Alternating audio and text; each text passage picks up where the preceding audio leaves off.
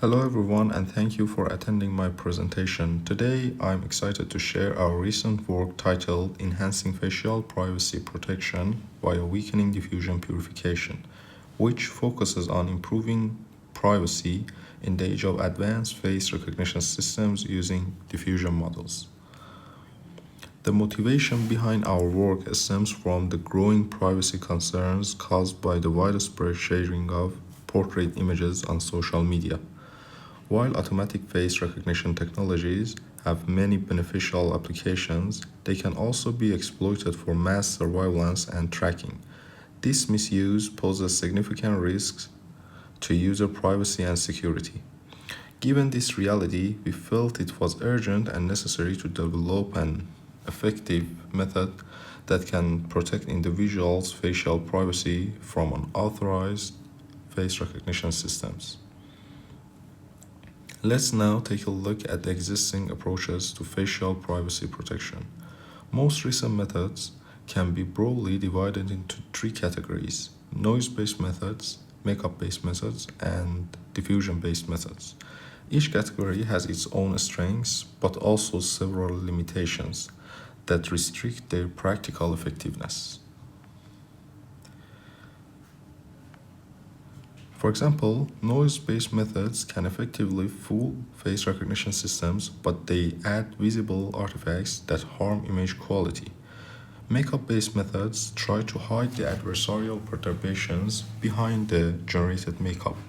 Some of them require reference image and retraining the whole model, which makes them impractical and very time-consuming. Others, like Clip to Protect, uses the text prompts for efficiency, but struggle with fine control over makeup placement and intensity. Diffusion-based models like DiffProtect distort facial structure and in fact make them close to the target identity, and also suffer from diffusion purification, where adversarial modifications are erased during the generation process.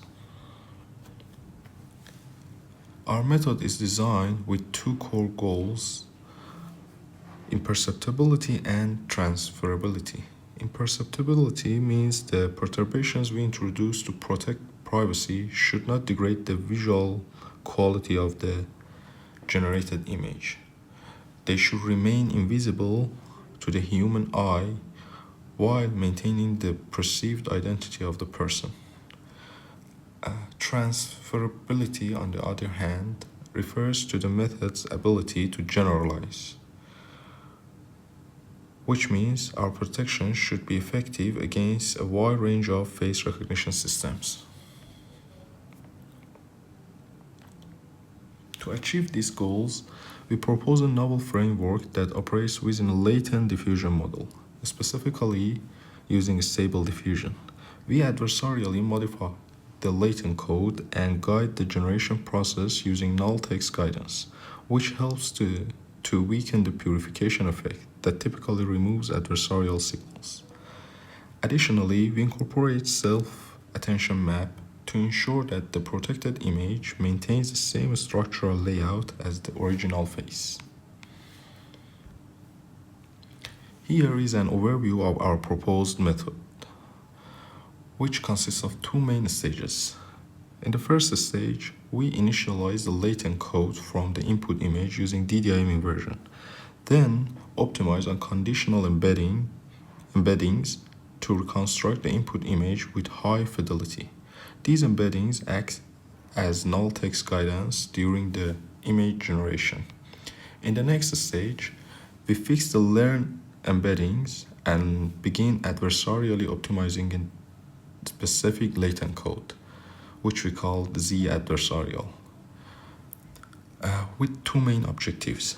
First is to impersonate the target identity using an adversarial loss, and then to preserve a structural integrity using a structural loss guided by self-attention maps from stable diffusion. This way, we ensure strong protection performance while keeping the generated faces visually consistent with the original image. This slide demonstrates the effect of using null text guidance. As you can see, the protection success rate is significantly higher when using null text guidance. Visually, the images retain more noise and perturbations during the generation process, which shows the effectiveness of using null text guidance. Now we evaluate how our method performs compared to recent noise-based, makeup-based, and diffusion-based approaches using the protection success rate. We conducted experiments on two publicly available datasets, CELEB-A high quality and LADN, and evaluated against four face recognition models.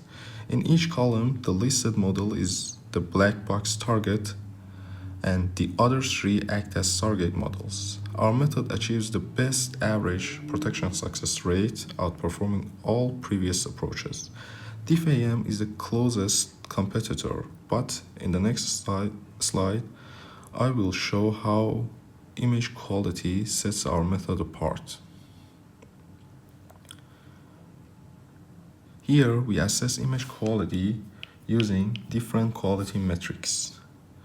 Noise-based methods have high FID due to visible artifacts, while some makeup-based methods maintain SSIM and FID, they fall short in protection.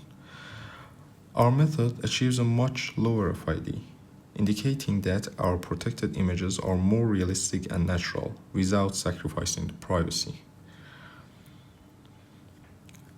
Now I compare visual results. The second row shows the absolute pixel difference from the original image. Our method not only achieves the highest protection success rate, but also introduces minimal perturbations, maintaining natural appearance. To better understand the contributions of each component in our method, we conducted an ablation study, focusing on the impact of each loss item. On the left, we show the protection success rate based on timestamp where adversarial optimization begins. As you can see, starting the optimization from deeper timestamps leads to lower protection success rate. This confirms the purification effect in diffusion models, where earlier denoising steps tend to erase adversarial perturbations. The results also show that without null text guidance, both protection success rate and image quality measured by FID, which shown on the right side, drop noticeably. Interestingly, removing self-attention actually boosts protection success rate slightly, but at a significant cost of increasing FID, meaning the generated images lose structural fidelity and diverge visually from the original images. Finally, we show some visual examples of our result using the 4 target identities from our experimental setup.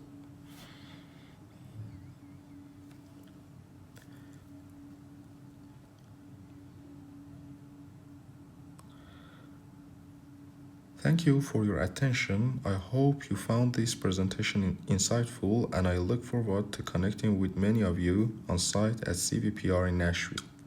See you there.